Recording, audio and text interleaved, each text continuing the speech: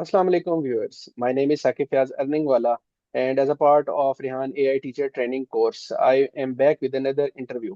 और आज के जनाब हमारे जो गेस्ट हैं, वैसे तो लोग कहते हैं कि जिन जो हैं इंसानों को दिखाई नहीं देते, और जिन जो हैं उनसे लोग खौफ भी बहुत खाते हैं। लेकिन एक ऐसी सब्जेक्ट, एक ऐसा मजमून है कि जो ऐसे ही लोगों को परेशान करता है या ऐसे समझ नहीं आता जैसे जिनों की जुबान समझ नहीं आती।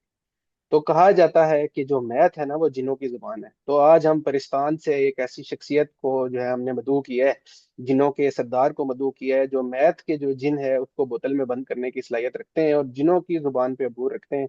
हमारे बहुत ही हर दिल अजीज, मेरे बहुत ही प्यारे दोस्त और मेरे कुलीग, और मैथ के इंतहाई जो है बेहतरीन उस्तादों में इनका शुमार होता है।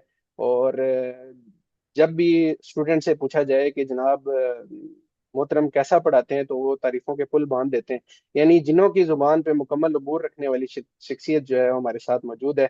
तो हम वेलकम कहते हैं आतिफ असगर एजुकेशन वाला साहब को आज के इंटरव्यू में। तो सर, कुछ अपना ब्रीफ तारुफ भी आप पेश करें ताकि हम इंटरव्यू शुरू कर सकें।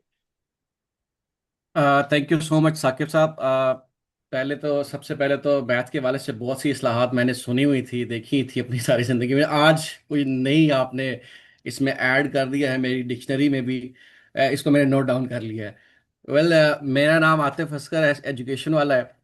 मैथमेटिक्स का एक लेक्चरर हूँ मैं, और पिछले 15 से ज़ायद साल अरसा हो गया मुझे पढ़ाते हुए। MS mathematical modelling in scientific computing, ये मेरी क्वालिफिकेशन है। इससे पहले एमएससी मैंने मैथमेटिक्स में की थी पंजाब यूनिवर्सिटी से, और एमएस मैंने किया एयर यूनिवर्सिटी से।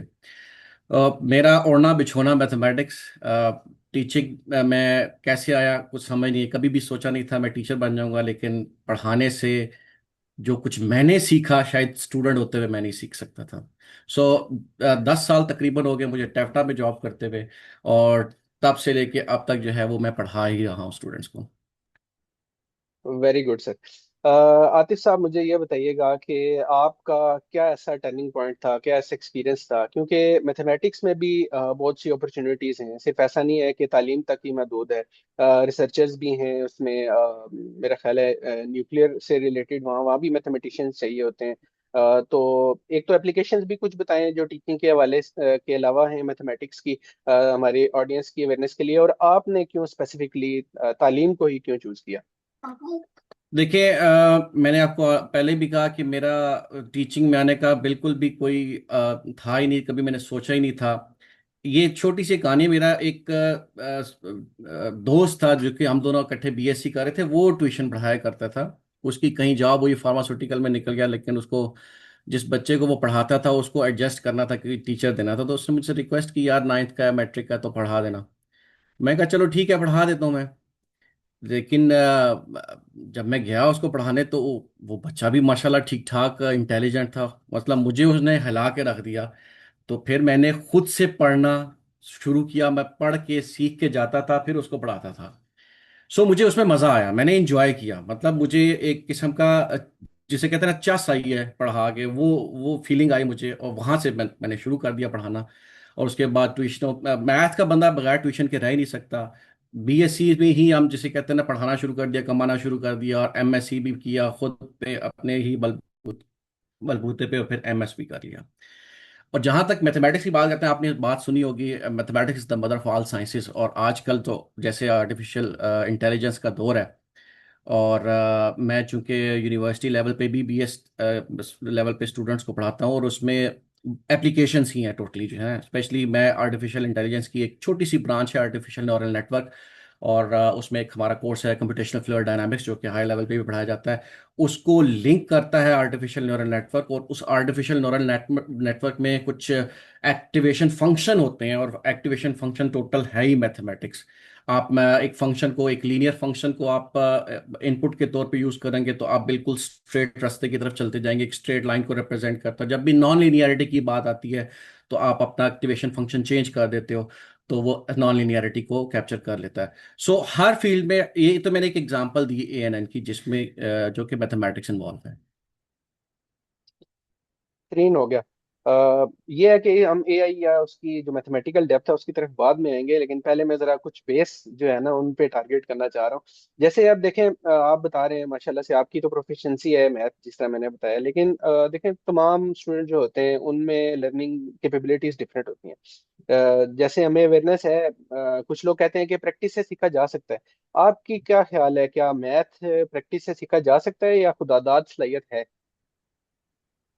जी, बहुत अच्छा क्वेश्चन है ये। और जो भी स्टूडेंट्स इस इंटरव्यू को सुनेंगे, मेरा उन तक मैसेज है, मैथमेटिक्स विदाउट प्रैक्टिस भूल जाएं। मैथमेटिक्स, आप इलेक्ट्रिकल इंजीनियर है, समहाउ किसी हद तक आपने भी मैथमेटिक्स पढ़ा है अपनी जिंदगी में, मेरे ख्याल में आपने भी प्रैक्टिस ही की होगी। मैथ्स लिख लिख के करना पड़ता है ये, इसको आप मेमोराइज नहीं कर सकते। ये वो लैंग्वेज का नहीं है सब्जेक्ट, उर्दू इंग्लिश नहीं है जिसको आप मेमोराइज करके समहाउ, अगर नाम भी मेमोराइजेशन में आपके रहे तो आप समहाउ कुछ ना कुछ लिख आते हो। मैथमेटिक्स में आपको कनेक्ट करना पड़ता है एक स्टेप को दूसरे स्टेप के साथ, और जब तक कि आपको फार्मूला नहीं याद, नहीं पता कि इसमें कौन सा फार्मूला यूज होगा, अनलेस और अनटिल आप नेक्स्ट फार्मूला याद नहीं है, आप नेक्स्ट स्टेप में नहीं जा सकते। तो उसको, उसके लिए बेस्ट यही है कि आप प्रैक्टिस करें। जितनी आप प्रैक्टिस, जितना वो आपने कहावत सुनी होगी ना, जितना गुड़ डालेंगे उतना ही मीठा होगा। तो मैथमेटिक्स इज सेम लाइक, जितनी आप प्रैक्टिस करेंगे उतना ही आप अबूर हासिल करेंगे मैथमेटिक्स में। बेहतरीन हो गया। आतिफ साहब, इसमें एक यही दोबारा मैं पॉइंट हाईलाइट करूंगा, क्या खुदादाद सलाहियत का अमल दखल है? फॉर एग्जांपल मैं ये कहना चाहता हूँ कि कोई ऐसा स्टूडेंट आपने अभी तक के अपने एक्सपीरियंस में पाया कि प्रैक्टिस भी कर रहा है, कोशिश भी कर रहा है, लगातार रजिस्टर भरे हुए हैं उसके, लेकिन उसको मैथ नहीं आई, है ऐसा कुछ, ऐसा पॉसिबल है? देखिए, अल्लाह ताला ने सब इंसानों को बराबर बनाया है, इसमें तो कोई फर्क नहीं है ना, कोई इसमें कोई राय नहीं है, कोई दूसरी राय नहीं है। हाँ, ये बात जरूरी है कि उसके इंटरेस्ट डिफरेंट हो सकते हैं। अब आपका इंटरेस्ट डिफरेंट हो सकता है, मेरा इंटरेस्ट डिफरेंट। मैं अगर अपनी बात करूं, मुझे भी देखा जाए तो मैथमेटिक्स के अलावा कोई दूसरा सब्जेक्ट पसंद नहीं है। पास करने के लिए समाव मैं पढ़ लूंगा किसी तरीके से, उसको पास कर लूंगा। देखिए, जब मैं मैट्रिक, सपोज अगर मैं मैट्रिक की बात कर लूँ या एफएससी की, अपने डीएई की बात कर लेते हैं, हमारे पास 7 8 सब्जेक्ट होते हैं। 7 8 सब्जेक्ट को आपको टाइम देना, जरी बात है, सबको आपने क्लियर करना है, तो मैं बाकी सब सब्जेक्ट को जस्ट पास करने के लिए पढ़ तो लूंगा, लेकिन जब मैथ्स की बात आएगी उसके लिए मैंने स्पेशल टाइम रखा होगा कि यार मैंने उसको 2 घंटे देने हैं और उसको मैं इंजॉय करके पढ़ूंगा। ये बात एग्री करता हूँ मैं आपकी। हो सकता है बच्चों का इंटरेस्ट की बात होती है, अगर इंटरेस्ट है मैथमेटिक्स में तो वो इसमें एक्सेल करेगा और आराम से सुकून से कर लेगा। इंटरेस्ट नहीं है तो वो बेशक उसका ध्यान कहीं और है, प्रैक्टिस वो कर रहा है तो उसका कोई फायदा नहीं है। सही हो गया। तो फिर मशवरा क्या देते हैं? देखिए, हमारा तालीमी निज़ाम ऐसा है कि जिसमें कैलकुलस लिखा है तो कैलकुलस तो पढ़ना पड़ेगा, उसका कोई है ही एग्जैक्टली। नहीं, नेमल बदल नहीं है। आप ये नहीं है कि मैं ट्रिग्नोमेट्री चूज कर लूँ, जिस तरह बाकी मुल्कों में इजाजत होती है कि यार आपकी डोमेन ये है, आपकी स्ट्रेंथ ये बन रही है तो आप यही पढ़े। हमने तो भाई सब पढ़ना है, हमने तो जिस तरह आप बता रहे हैं कि लीनियर इक्वेशन भी पढ़नी है, हमने कॉनिक सेक्शंस भी पढ़ने हैं, हमने कैलकुलस भी पढ़ना है। तो अब जिसको ये मसाइल दरपेश है कि चलो एक हिस्सा तो मैथ का समझ आता है, दूसरा नहीं आता, वो कैसे इस बैरियर को, मतलब कैसे इतनी पेशेंस कैसे लाए, इतना इतना एफर्ट कैसे लाए? आप मतलब मशवरा क्या देंगे उस स्टूडेंट को? देखिए, बहुत इंपॉर्टेंट क्वेश्चन है ये। हमारे मुल्क में ना अनफॉर्चुनेटली एप्लीकेशंस के ऊपर बात नहीं होती, स्पेशली मैथमेटिक्स की एप्लीकेशन पे, वेराज के हर चीज़ में मैथमेटिक्स की एप्लीकेशन इन्वॉल्व है। अगर बहुत बहुत सी एप्लीकेशन मुझे, इनफैक्ट मुझे अगर पता भी होंगी तो 5% 10% पता होगी, बीइंग मैथमेटिक्स टीचर। एप्लीकेशन की तरफ रुझान नहीं है, ना हमें सिखाया गया एप्लीकेशन की तरफ, ना हमारे टीचर्स को सिखाया गया। अगर लिंक किया जाए एप्लीकेशंस के साथ मैथमेटिक्स को, इसको विजुअलाइजेशन इसकी बताई जाए कि हर फील्ड को आप खोल के देखें, तो somehow at the end of the day कहीं ना कहीं मैथमेटिक्स उसके पीछे इन्वॉल्व जरूर होगी। ये लिंक करना ये बहुत इंपॉर्टेंट है। और अगर इस, अब उसके लिए आपको फैसिलिटीज चाहिए, इंफ्रास्ट्रक्चर चाहिए, बहुत सी चीज़ें चाहिए जो आपके पास, जिसे कहते हैं ना, मल्टीमीडिया होना चाहिए, जिससे आप एनिमेशन कुछ दिखा सकते हैं स्टूडेंट्स को, इसके बैकग्राउंड के पीछे आपको पता चले कि क्या चीज़ है। अब बहुत से ऐसे सॉफ्टवेयर आ चुके हैं जो कि मैं क्लास में यूज़ करता हूँ, एक इक्वेशन लिखी हुई आ रही है, लेकिन उसका क्या ग्राफ है, ग्राफिकली वो किधर जाएगा, वो फिर आपको कुछ ऐसे सॉफ्टवेयर हैं जिसमें आपको स्टूडेंट्स को बताना पड़ता है, तो वहां से स्टूडेंट समझ सकता है यार ये वाकई ग्राफ तो ये नजर आ रहा है, लेकिन इसके बैक साइड पे ये इक्वेशंस थी। इनपुट आउटपुट का डोमेन रेंज का आपको सही तरह पता होना चाहिए। बात वही है, जितना आप ज्यादा से ज्यादा इंटरेस्ट लेंगे मैथमेटिक्स में, इसको एक्सप्लोर करते जाएंगे, उतने ही आप इसमें, जैसे कहते हैं ना, आपको लगाव होगा मैथमेटिक्स में और आपका दिल करेगा फिर मैथमेटिक्स पढ़ने को भी। बिल्कुल आतिफ साहब, आपने सही इसको हाईलाइट किया है कि एप्लीकेशन, मैं खुद जब मैथ पढ़ रहा था तो इसमें एंग्री बर्ड एक गेम हुआ करती थी, तो बताते थे हम्म। सर कि देखें प्रोजेक्टाइल मोशन, आपको क्वाड्रेटिक इक्वेशन भी नजर आ रही है, और देखें जितने भी कोऑर्डिनेट्स है ट्रिग्नोमेट्री से हो रहे हैं, तो डेफिनेटली ये एक अच्छा उसमें जो है ना इजाफा हो सकता है स्टूडेंट्स को मोटिवेट करने का। आतिफ साहब, एआई ने क्या मैथ को भी बदला है? एआई देखिए, अभी तो हम जैसे कहते हैं ना, we are about to enter into the world of AI. बहुत बड़ा ये तो दुनिया है। मैंने भी अभी तक, मुझे भी एआई का सच नहीं पता। हाँ, मैंने एक छोटा सा उसका एलिमेंट्स एक्सप्लोर किया, आर्टिफिशियल न्यूरल नेटवर्क। उसमें तो टोटल मैथमेटिक्स ही है, जितना भी एक्सप्लोर किया जाए उसको। मैं जैसे स्टार्ट में कह रहा था, एक सब्जेक्ट होता है कंप्यूटेशनल फ्लूइड डायनामिक्स, उस पे बहुत टाइम लगता है। मतलब सिमुलेशंस आप चलाते हो, लोग लैपटॉप ऑन करके बैठ जाते हैं, जितने भी मैंने अपने टीचर से जिन्होंने पीएचडी कर ली इस फील्ड में, वो कहते हैं जी सिमुलेशंस समटाइम्स 2 घंटे लगते थे, कुछ वीक्स लगते थे, कुछ सिमुलेशंस पूरा पूरा महीना भी चलती थी। इतना टाइम टेकिंग था। लेकिन ये जो आर्टिफिशियल इंटेलिजेंस आई है, स्पेशली इसमें एक जो एलिमेंट जिसकी मैं बात कर रहा हूँ, आर्टिफिशियल न्यूरल नेटवर्क, इसको जब इंटीग्रेट कर रहे हैं, आजकल इस पे बहुत सी रिसर्च चल रही है, पीएचडी कर रहे हैं लोग, इसको सीएफडी के साथ इंटीग्रेट कर रहे हैं, तो जो महीने का काम था या जो हफ्तों का काम था, वो मिनट्स पे आ चुका है। तो एआई इस तरह हेल्प कर रही है उसको, और बहुत रैपिड कर दिया उसको, फास्ट कर दिया, एक्सेलरेट कर दिया है मैथमेटिक्स को भी इसने आके। अच्छा, इसमें एक और मेरा क्वेश्चन है कि आप जिस तरह आपको अवेयरनेस है कि एआई बैक एंड पे वर्क कैसे करता है, आर्टिफिशियल न्यूरल नेटवर्क्स का आपने बताया कि डीप डाउन एक मैथमेटिकल इक्वेशंस ही हैं, उसमें एक्टिवेशन फंक्शंस होते हैं, जिस तरह आपको डिटेल इसकी पता जी है। जी। मैं व्यूवर्स की वजह से उसकी डिटेल थोड़ी टोन डाउन कर रहा हूँ। ठीक तो है। बेसिकली ये है कि एट द बेस या बुनियाद में तो एक ये मैथमेटिक्स या एक टेक्निक ही है, लेकिन जिस तरह हमारी जो अवाम है या हमारे स्टूडेंट्स हैं, जो इसके ऑडियंस है, जो इसके यूजर्स हैं, वो इससे ऐसे सवाल करते हैं कि जैसे ये एंटिटी है कोई, ठीक है लेकिन ये मैथ। तो इसकी कह लें कि आर्टिफिशियलनेस या हकीकत जो है, क्या ये मैनिपुलेट हो सकती है? यानी क्योंकि है तो मैथ, अगर हम इसको मैथमेटिकली मैनिपुलेट करें तो क्या उसके जवाब भी गलत नहीं हो जाएंगे? वेरी गुड क्वेश्चन जी। देखें, अब जैसे हम एएनएन की बात करते हैं, सॉरी एएनएन को छोड़ दें, ये चैट जीपीटी आपका एक जैसे कहते हैं, जो भी सवाल पूछे आपको जवाब दे देता है। कितनी आसानी होगी, एक बहुत बड़ी नेमत हमारे पास आ चुकी है। लेकिन ये भी, इसमें भी अब एएनएन जो कहते हैं, आर्टिफिशियल न्यूरल नेटवर्क, एक नेटवर्क है न्यूरॉन्स का। जैसे इंसानी जिस्म में ना एक नर्वस सिस्टम है, न्यूरॉन्स हैं। आप जैसे चाय के कप को हाथ लगाते हैं, फौरन हाथ पीछे कर लेते हैं, ये खुद से नहीं करते, ये आपके न्यूरॉन है जो आपको सिग्नल देते हैं, आपके ब्रेन को, ब्रेन आपको फर्दर सिग्नल देता है कि आप हाथ पीछे कर लो। Same like artificial neural network, आप जो है आपसे बात पूछते हो तो ये पहले, सबसे पहले, अब इसमें भी जो है ना लेयर्स बनी होती हैं न्यूरॉन्स की। आप फर्स्ट लेयर में आता है, बैक लेयर में जाता है, फिर डिसीजन वाली लेयर्स अलग हैं। आपने जो आपने इनपुट दिए, सब डिपेंड करता है इनपुट पे। आप मैनिपुलेट करोगे तो उसके जो इनपुट आपने दिए उसके अकॉर्डिंगली ही उसने जवाब देना। गलत जवाब, सवाल पूछोगे जवाब भी गलत ही आएगा, क्योंकि उसमें फीडिंग ऐसी हुई पड़ी है। उसमें अगर आपने फार्मूले लगाए हुए हैं तो मैथमेटिकल फार्मूले जो कि स्टैंडर्ड है, यूनिवर्सल ट्रूथ है, वो वाले फार्मूले उसमें फीड हुए हैं। फार्मूले के साथ छेड़छाड़ी करोगे तो उसका अल्टीमेटली आंसर भी गलत ही आएगा। हाँ, बहुत सी ऐसी हैं, अभी भी इसमें रिसर्च चल रही है। समटाइम्स स्टूडेंट से क्विजेस असाइनमेंट्स बनवाते हैं तो वो स्ट्रेट अवे चैट जीपीटी को क्वेश्चन देते हैं और आंसर लिख के वो ले आते हैं, जो कि संभव गलत भी हो जाता है समटाइम्स पे। वो क्या गलती करते हैं उसके ऊपर अभी रिसर्च चल रही है। क्यों ना कोई ऐसा एलिमेंट जरूर होता है जो कि वो मिस कर रहा होता है। स्टूडेंट या तो उसको इनपुट देते हुए गलती कर रहा होता है, या कोई ऐसी टेक्निकल चीज है। अभी भी इसमें बहुत से फ्लॉज हैं, क्योंकि बहुत से क्वेश्चन, उनके आंसर जो है ना वो गलत हो जाते हैं।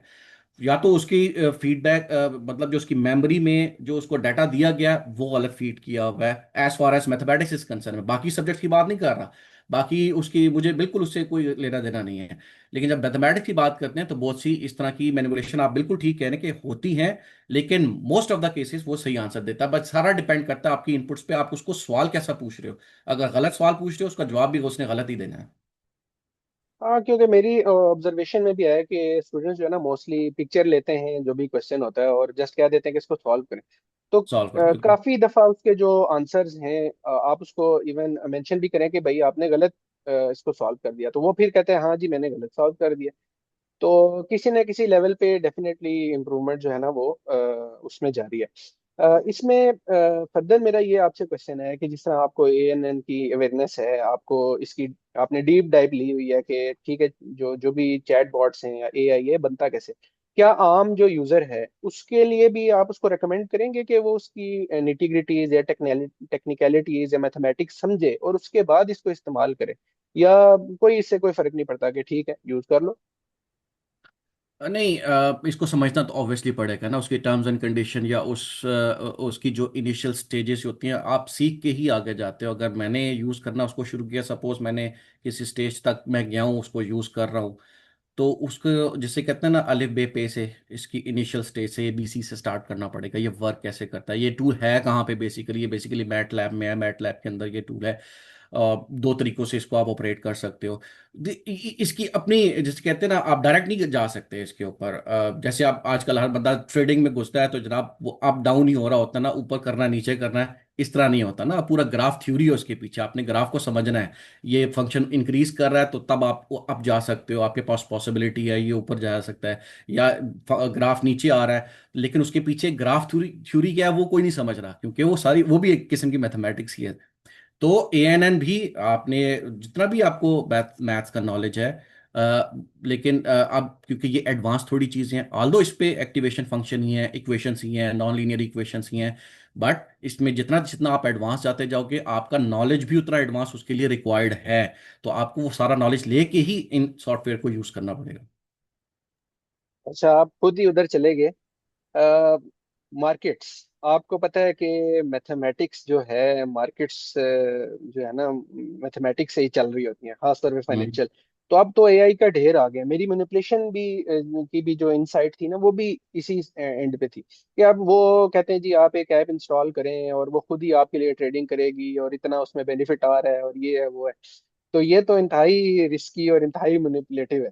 और ख़ास तौर पे जो मेरी रिसर्च भी रही है कि जितने भी इवन मैथमेटिशियंस भी जो फोरकास्टिंग या मार्केट्स में आए वो इतने सक्सेसफुल नहीं रहे, क्योंकि मार्केट जो है वो कह ले थ्योरी से भी ज़्यादा सेंटीमेंट को फोकस कर रही होती थी। तो आपका क्या इस वाले से है, आपको कुछ नॉलेज मार्केट की जो फोरकास्टिंग के एआई आए हैं, और आप एज क्या सजेशन देंगे, क्योंकि मैथ वहाँ फेल हो जाती है क्योंकि सेंटीमेंट है। जिस तरह खुदा ना खास्ता जंग छिड़ गई या कोई मसला हो गया, तो मैथ तो दिखा रहा है, ग्राफ तो दिखा रहा है कि ऊपर जाएगा, लेकिन वो तो नीचे जाना शुरू हो गया। ये देखिए, डिपेंड करता है मार्केट, जितना थोड़ा सा बहुत मैंने भी इसको स्टडी किया है ना, मार्केट जब तक स्मूथ है तब तक तो ये ग्राफ थ्योरी को वो ओबे कर रही होती है, उसके सारे लॉस को भी, अप डाउन को भी। लेकिन जैसे ही उसमें वोलेटाइल होती है मार्केट, उसमें वोलेटिलिटी आती है, तब वहां पे मैथमेटिक्स भी फेल हो जाती है। कि अब वॉलेटिलिटी किसकी आती है, उसके आई डोंट नो कौन से फैक्टर्स हैं जो कि उसको वॉलेटाइल कर देते हैं, अप डाउन या इतना ज़्यादा वो हो जाती है। क्योंकि मेरा ऐसे इतना नॉलेज नहीं है, कुछ ऐसी न्यूज़ आ जाती हैं जिसकी वजह से मार्केट जो डिस्टर्ब हो जाती है। लेकिन जब तक स्मूथ चल रही होती है, वो when there is no news, smooth चल रही है एक मार्केट, तब तक तो ठीक है। उसमें मैथमेटिक्स के ग्राफ थ्योरी, स्पेशली मैं ग्राफ थ्योरी की बात करूंगा, उसके लॉस को वो ओबे कर रही होती है। लेकिन वो जो अब तो मेरे ख्याल में कुछ बॉट भी आ चुके हैं जो कि ट्रेडिंग के दुनिया में बहुत ज़्यादा बॉट हैं। वो पता नहीं क्या है, वो सेल्फ मेड हैं, वो आर्टिफिशियल हैं या ह्यूमन मेड हैं, मुझे इसका आइडिया नहीं है। बॉट यूज़ करके लोग कर रहे होते हैं ट्रेडिंग, और वो पता नहीं आप ठीक कर रहे होते हैं, गलत कर रहे होते हैं, बगैर नॉलेज के कर रहे होते हैं, या जिस तरह बॉट ने कह दिया बस आपकी लगानी है तो आप लगानी है, डाउन की लगानी है डाउन लगानी है। बट वो मेरे ख्याल में अब उसमें भी, उस बॉट में क्या उसकी प्रोग्रामिंग ऐसी हुई पड़ी है, क्या उस पे भी मैथमेटिक्स इन्वॉल्व है, इसका मुझे कोई आइडिया नहीं है। जी डेफिनेटली, बॉट्स या जो भी हैं, मैथमेटिक्स तो इन एनी केस मैथमेटिक्स तो उसमें इन्वॉल्व है। तो खैर, स्टूडेंट्स के हवाले से ही वापस हम आते हैं डिस्कशन पे। तो एआई के इंटीग्रेट होने के बाद जिस तरह जो लर्निंग का कर्व है, जिस तरह हम प्रैक्टिस जो करते थे और सारा कुछ था, आपको क्या लगा कि ये जो जनरेशन है खास तौर पे जो एआई में पल के आई आगे, क्या ये मैथ की उसी तरह की स्टूडियस प्रैक्टिस और सारा कुछ कर पाते हैं जिस तरह हमारे और दौर में हुआ करती थी मैथ की प्रैक्टिस? जी, बहुत ज़्यादा लैग कर रहा है वो, ये चीज़ प्रैक्टिस जो है ना बहुत ज़्यादा लैग कर रही है। मेरा स्टूडेंट्स के साथ इख्तलाफ ही, या मैं शदीद जिसे कहता हूँ ना, जोर स्टूडेंट्स पे जो डालता हूँ वो इसी बात पे डालता हूँ, बेटा प्रैक्टिस कर लो, प्रैक्टिस के बगैर ठीक है, ये सारी चीजें बन गई हैं आपको पास, लेकिन ये देखें, एक स्टेज आती है जब आप हाई स्टडीज के लिए जाते हैं, आपको हेल्प तब करती हैं। लेकिन अभी जिस स्टेज पे हमारे, जो कि मैं स्पेशली एफएससी मैट्रिक के बच्चे को टारगेट कर रहा हूँ, ऑल्दो इनको भी पता होना चाहिए थोड़ी बहुत, इनको ये थोड़े छोटे बहुत जो सॉफ्टवेयर हैं इनको यूज़ करना आना चाहिए। इवन हमारे बच्चों को तो कैलकुलेटर, जो साइंटिफिक कैलकुलेटर है, उसकी पूरी कीज भी यूज़ करना नहीं आती है, ऑल्दो इतनी हेल्प कर देता है आपको वो, पूरे पूरे मैट्रिसेस डिटर्मिनेंट सॉल्व कर देता है समहाउ। ग्राफ्स भी के बारे में भी आजकल जो लेटेस्ट कैलकुलेटर बता देते हैं। बट जो सिंपल सा हमारे पास साइंटिफिक कैलकुलेटर होता है, बच्चों को वो तक नहीं पता होता है। ऑल्दो मैं सब बच्चों से अपना अपना कैलकुलेटर मंगाता हूँ और उनको उनके कैलकुलेटर के अकॉर्डिंगली क्लास में वो की सिखा रहा होता हूँ। लेकिन बात वही है कि प्रैक्टिस, इस स्टेज पे प्रैक्टिस जब तक नहीं करेगा बच्चे को, देखें जब वो यूनिवर्सिटी लेवल पे चला जाता है, थोड़ी बहुत एडवांसमेंट आ जाती है, डायरेक्ट स्टेप्स हो जाते हैं, उनको पता होता है कि इसके पीछे ये चीज थी, ये चीज थी। लेकिन एफएससी लेवल तक बहुत जरूरत है प्रैक्टिस की। ऑल्दो जो इंजीनियर्स होते हैं, आपने भी इंजीनियरिंग की हुई, आपको पता होगा, प्रैक्टिस आपने भी की होगी, मैथमेटिक्स जितने भी कोर्सेज पढ़े होंगे। लेकिन आपने थोड़े बहुत सॉफ्टवेयर यूज किए, मैटलैब भी यूज की होगी, उससे बहुत हेल्प मिल जाती है। लेकिन वो तभी चीजें आती हैं जब आपको इसकी बेसिक्स पता होगी, ये इक्वेशन कैसे सॉल्व होती है, इक्वेशन के रूट्स कैसे बनते हैं, रूट्स कितने होंगे ये भी नहीं पता होता स्टूडेंट्स को। जैसे लीनियर इक्वेशन, उसका एक रूट होगा, इवन रूट का नाम भी नहीं पता हो रहा तो पूछता हूँ तो मैथ्स में रूट किसे कहते हैं, वो कह रहे होते हैं जनाब जड़ को कह रहे होते हैं। इसका मतलब ये है। हाल दो उनको फिर सिखाया जाता है, हालांकि मैट्रिक करके आया था बच्चा। लेकिन मेरा स्टूडेंट के साथ मैक्सिमम मैक्सिमम फोकस ही होता है, मैं ज्यादा जो जोर डालता हूँ स्टूडेंट पे कि प्रैक्टिस करो। जहां आप बाकी सब्जेक्ट्स को 1 घंटा देते हो, इसको 1.5 घंटा दे दो, लेकिन इसको लिखो, एक चीज आपको आती भी है उसको भी बार बार लिखो। सम स्टूडेंट्स क्या कहते हैं, यार ये चीज मुझे आती है, ये मैं मेमोराइज कर लिया, ठीक है, लेकिन वो जो 5 मिनट बाद करेगा वो चीज भूल जाएगी पेपर में, इसी वजह से उसको फिर नुकसान होता है, लॉस होता है। हाँ, मेमोराइज करने पे एक और मेरा क्वेश्चन आया कि आजकल ना रुझान है तालीमी हलकों में भी और पेपर्स में भी, मैंने कुछ में देखा है कि अब फार्मूला लिखना शुरू कर दिया है, यानी सवाल होगा ना, नीचे ही फार्मूला लिखा हुआ है। तो आप इस स्ट्रेटजी को जो है रेकमेंड करते हैं, या ये स्ट्रेटजी अच्छी नहीं है मेमोराइजेशन फार्मूलों की, जैसे हम लोग किया करते थे? क्या मेमोराइजेशन खुद से ही जरूरी नहीं है? फार्मूला दे दिया जाए, जस्ट अप्लाई करना, क्या ये इनफ होगा मैथमेटिकल स्किल डेवलप करने के लिए? देखिए, फार्मूला अगर आपने दे दिया, उसने यूज कर लेना उसको, लेकिन उसको पता तो नहीं है ये फार्मूला कब यूज करना है मैंने। अगर आपने उस क्वेश्चन के लिए पर्टिकुलर फार्मूला तो दे दिया, लेकिन हर क्वेश्चन में तो वो फार्मूला यूज नहीं होगा, हर क्वेश्चन के लिए फार्मूला डिफरेंट है, डेरिवेटिव्स के ढेर फार्मूले हैं, इंटीग्रेशन के ढेर फार्मूले हैं। तो मेरा नहीं साहब, मैं सबसे पहले स्टूडेंट्स को फार्मूले पहले बताता हूँ दोनों में। मतलब मैं अगर बात करूँ डेरिवेटिव्स और इंटीग्रेशंस की, मैं कॉलम बना लेता हूँ जो कि दोनों एक दूसरे के रिवर्स चल रहे होते हैं। कॉस का डेरिवेटिव अगर ये है तो उसका इंटीग्रल भी ये होगा, तो वो सब थोड़ा बहुत आपको आइडिया हो जाता है। सबसे पहले तो बच्चों को उनके कर्व्स आने चाहिए, स्टार्ट सबसे पहले सिंपल बेसिक फंक्शन के। कैलकुलस जिसे कहते हैं ना, बेसिक है मैथ्स की। हर जो भी आप कोर्स पढ़ लें, डिफरेंशियल इक्वेशन पढ़ लें, आप मल्टी वेरिएबल कैलकुलस पढ़ लें, आपने ग्रुप थ्योरी पढ़नी है, आपने लीनियर अलजेब्रा पढ़ना है, पार्शियल डिफरेंशियल इक्वेशन पढ़नी है, कैलकुलस बेस है सबकी। सबसे पहले कैलकुलस, और कैलकुलस में ये फंक्शन और उनके ग्राफ्स, ये सबसे पहले आने चाहिए। तो आप मेरा मैं डिसएग्री करता हूँ कि फार्मूला देना जो है ना वो हमाकत है। उस फॉर द टाइम बिंग बच्चा उस क्वेश्चन को सॉल्व तो कर लेगा, लेकिन उसने सीखा क्या? बाद में 2 घंटे बाद या 2 दिन बाद या महीने बाद उसने यूनिवर्सिटी जाना है, कॉलेज चले जाना है, वो फिर भूल जाएगा फार्मूला फिर। तो उसको फार्मूले आने चाहिए उसको। बिल्कुल सही हो गया। अच्छा, एक और जो इसमें एस्पेक्ट है, जिस तरह आप इक्वेशन की विजुअलाइजेशन पे आपने 2-3 दफा जिक्र किया कि कोई भी इक्वेशन है वो विजुअली आप इजीली जो है हम देख सकते हैं। फॉर ये जो आप ट्रेड थ्योरी जिसका डिस्कशन हुआ कि उसमें भी ग्राफ बहुत इंपॉर्टेंट है, बहुत मैटर करते हैं। लेकिन चलें, ट्रेड थ्योरी के अलावा जो ग्राफ्स हैं, जैसे ट्रिग्नोमेट्रिक इक्वेशंस के जो ग्राफ हैं, जैसे साइन थीटा का ग्राफ हो गया, कॉस थीटा का ग्राफ हो गया, बच्चों का इसमें बड़ी रेजिस्टेंस आती है। खास तौर पे जो, चले मेरी फील्ड से नहीं है, इलेक्ट्रिकल की फील्ड में तो साइन थीटा और कॉस थीटा के ग्राफ तो वो तो लाजिम वाह, मलजूम है, वो तो नजर ही नजर बिल्कुल आएंगे। ऐसे, लेकिन बिल्कुल ये है कि ऐसे। जो उसके से फील्ड रिलेट नहीं करती, जिस तरह मेरे ख्याल से आर्किटेक्ट हो गया कोई, तो वो साइन थीटा कॉस थीटा के ग्राफिंग में हो, तो बच्चा कहेगा यार मुझे क्यों ये आप, उसके लिए क्या एप्लीकेशंस आप, या क्या आप रिकमेंड करते हैं कि यार क्यों विजुअलाइजेशन इसकी हमारे लिए इंपॉर्टेंट है, या किसी भी इक्वेशन की visualisation at the deep down क्यों इंपॉर्टेंट है, क्यों हमने सीखनी है इस लेवल पे? देखिए, जब हम मैट्रिक और एफएससी लेवल पे होते हैं ना, वहाँ तो हर चीज एक किस्म की पढ़ाई जा रही होती है। अलजबरा होता है, ज्योमेट्री होती है, समहाउ थ्योरम्स भी होते हैं, लॉगरिथम भी पढ़ा रहे होते हैं, मैट्रिसेस भी पढ़ा रहे होते हैं। लेकिन एफएससी के बाद बच्चे ने डिसाइड करना होता है मैंने किस फील्ड में जाना है। कुछ सिविल में चले जाते हैं, कुछ इलेक्ट्रिकल में चले गए, कुछ किस में। फिर उसके बाद जो है ना, तो मैथमेटिक्स भी डिवाइड होती जाती है उसके हिसाब से। सिविल वाले ट्रिग्नोमेट्री को ज्यादा पढ़ते हैं, उनको ग्राफ ज्यादा आने चाहिए, यूज ज्यादा हो जाता है उसकी वजह से। तो इस वजह से ही इन सबको कंबाइन करके मैट्रिक और एफएससी लेवल तक पढ़ाया जाता है कि आगे जाके जैसे ही अपनी अपनी फील्ड में जाएंगे, स्पेशलाइजेशन या उससे रिलेटेड काम ज्यादा हो जाएगा। और जहां तक जरूरी है ग्राफ, मैं खुद कहता हूं कि जी बंदे को विजुअलाइजेशन सिखानी चाहिए, ग्राफ पता होना चाहिए। एक इक्वेशन देख के बच्चे को पता होना चाहिए इसका ग्राफ किस शेप का होता है। मैं जब भी स्टार्ट करता हूं 10 एक फंक्शन मैंने रखे, 7 8, उनका ग्राफ और उनकी इक्वेशंस उनको बच्चों को मैं बताता हूँ। अच्छा, इक्वेशन देख के बच्चा बता देता है इसका ग्राफ ये होगा, या ग्राफ देख के बता बता देता है इसका फंक्शन ये होगा। जैसे स्क्वायर रूट एक्स का ग्राफ बच्चों को पता होता है, मेरे बच्चों को, कि इसका ग्राफ इस तरह बनना है, फर्स्ट क्वाड्रेंट में होगा, ये थर्ड सेकंड फोर्थ क्वाड्रेंट में नहीं जा सकता। फिर उसकी रिफ्लेक्शन बताता हूं मैं, उसकी ट्रांसलेशन, इवन ग्राफ भी मूव कर रहा, ये मूवमेंट जो चल रही होती है ऑब्जेक्ट की आगे, फिर आगे ये कार्टून थ्योरी, गेम्स थ्योरी में सारे ग्राफ्स और मैट्रिसेस ही चल रहे होते हैं।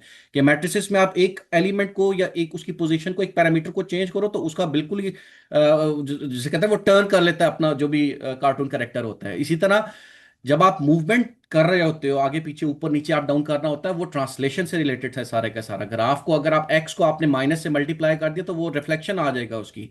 वाई में अगर आप चेंज करोगे, प्लस माइनस करोगे, तो इतने यूनिट अप चला जाएगा, इतने यूनिट डाउन चला जाएगा। तो ये सब कुछ चलाया जाता है, रोटेशन बताई जाती है, रिफ्लेक्शन, स्ट्रेचिंग और कंप्रेशन बताया जाता है। ये सारी चीजें मिल के ही उसको फिर विजुअलाइजेशन में आसानी हो जाती है। बेहतरीन हो गया सर, जबरदस्त करके आपने इसको एक्सप्लेन किया। अच्छा, मुझे ये बताएं कि अगर टिप्स देना चाहें आप स्टूडेंट्स को भी और टीचर्स को भी, जिस तरह आपने कुछ इस सारी डिस्कशन में काफ़ी ट्रिक्स आपने अपनी यूटिलाइज की मैथ को सीखने के लिए, जो आप अप्लाई करते हैं। तो स्टूडेंट्स को ख़ास तौर पे आप ऐसे स्टूडेंट्स पे फोकस करें जो अभी डिफ़िकल्टी फेस कर रहे हैं या जो परेशान हैं मैथ में ख़ास तौर पे, उनको क्या टिप्स या ट्रिक्स जो हैं वो अपनानी चाहिए? और जो टीचर्स हैं जो इस सारे मामलात को मैथमेटिक्स में खासतौर पे फेस कर रहे हैं, उनके लिए क्या आपकी जो है रिकमेंडेशन है या टिप्स हैं, दोनों के लिए बारी बारी? सबसे पहले तो टीचर से, क्योंकि टीचर ही जो है ना वो एक सब्जेक्ट को स्टूडेंट्स के लिए आसान बना देगा और एक सब्जेक्ट को उसके लिए बोरिंग कर सकता है। टीचर पे डिपेंड करता है। टीचर एक तो सबसे पहले अप टू डेट होना चाहिए, उसको अपने सब्जेक्ट पे ग्रिप होनी चाहिए। और जो आजकल अपडेट चल रही है ना आर्टिफिशियल इंटेलिजेंस के हवाले से, उसमें भी उसने महारत रखनी है, उसको अपने आप को भी अपडेट करते रहना। अगर कोई नया टूल आ गया है तो उसको सीख के बच्चों तक पहुंचाना है। टीचर के लिए तो ये टिप है कि अपने आप को अपडेट करना है। स्टूडेंट्स के लिए अब टीचर ही डिपेंड करता है कि उसको कितना, उसको आसान, पहले तो आपको पता हो जाता है, आप क्लास मेंटर होते साथ ही एक दो दिन में पता चल जाता है आपको कि कौन सा बच्चा किस कैलिबर का, किस लेवल पे है। अच्छे इस बच्चों को भी फौरन पता चल जाएगा, और वो जो लो है बच्चों का वो पता चल जाएगा। जैसे अभी हम अब ये ट्रेनिंग कर रहे हैं, अब हम लोग 28 30 हैं सपोज। अब हमें पता है साकिब फयाज साहब जबरदस्त बेस्ट है, स्टूडेंट अच्छे जा रहे हैं सबसे अच्छे। तो अब बाकी स्टूडेंट्स जो है ना, वो टीचर पे डिपेंड करता है कि जनाब उसने अगर किसी कोई लैग कर रहा है, कहीं पे मसला आ रहा है उसको, तो उससे आप अलहदगी में, समटाइम्स स्टूडेंट्स जो है ना वो नहीं पूछते क्लास में। सबसे पहले तो उसको कॉन्फिडेंस दें, हर बच्चे को इन्वॉल्व करें आप, हर बच्चे को इन्वॉल्व करें, एक फ्रेंडली सा माहौल बना दें क्लास के अंदर कि आप टीचर का डर रहा हो। और उसके बाद अब जिन अब पॉइंट आउट कर लें कि ये बच्चे यार, आपको पता है आप टेस्ट लेने से ही पता चल जाता है यार ये परफॉर्म नहीं कर रहे, रिस्पॉन्ड नहीं कर रहे क्लास में, आप उनसे क्वेश्चन पूछें तो सबसे पहले उनसे पूछें मसला क्या है, कहाँ पे वो लैग कर रहे हैं। हो सकता है उन्होंने 9 10 में बहुत से, अब 9 10 की अगर हम बात करें तो बहुत कुछ छोड़ के आए होते हैं बच्चे, एक आर्टिकल पूरे का पूरा छोड़ के आए होते हैं जनाब कि जी हमने पढ़ा ही नहीं है। हो सकता है कुछ बच्चों ने सिरे से वो पढ़ा ही ना हो, तो वो भी पढ़ाना अब आपकी रिस्पॉन्सिबिलिटी बन जाती है क्योंकि वो अब आपके पास आ चुके हैं। तो उस लेवल पे जाके वहां से उसकी स्टूडेंट की प्रॉब्लम को समझ के उसको ऊपर लेके आना पड़ेगा। तो और स्टूडेंट्स को फिर अगेन वही बात है, जो बहुत वीक है उनको बहुत प्रैक्टिस की जरूरत है। मैथ विदाउट प्रैक्टिस नहीं हो सकता, ये एक यूनिवर्सल ट्रुथ है। जब तक कि आप उसको लिखेंगे नहीं, स्टूडेंट जो है टीचर का लिखा हुआ अपनी कॉपी पे तो लिख लेगा, लेकिन उसने सिर्फ वो राइट डाउन किया, लिखा है, नोट डाउन किया है। असल प्रैक्टिस वो है जब वो घर जाएगा और वो नोट्स बंद करके उसको 2 3 बार लिखेगा, उसकी प्रैक्टिस करेगा, तब उसको ये चीज याद होगी। बेहतरीन हो गया आतिफ साहब, बहुत अच्छा सेशन रहा, बहुत अच्छा लगा आपसे बात करके। और बहुत बहुत शुक्रिया आपके वक्त का। और नाजरीन को भी मैं जो है खुदाफिज कहना चाहूँगा। आतिफ साहब, आप ठीक है। शुक्रिया अदा आपका एक बार फिर मैं शुक्रिया अदा करता हूँ कि आपने वक्त दिया है। और नाजरीन एक बार फिर हाजिर होंगे। तब तक के लिए इजाज़त दें मुझे, अपने होस्ट को। सी यू सून, अल्लाह हाफिज़।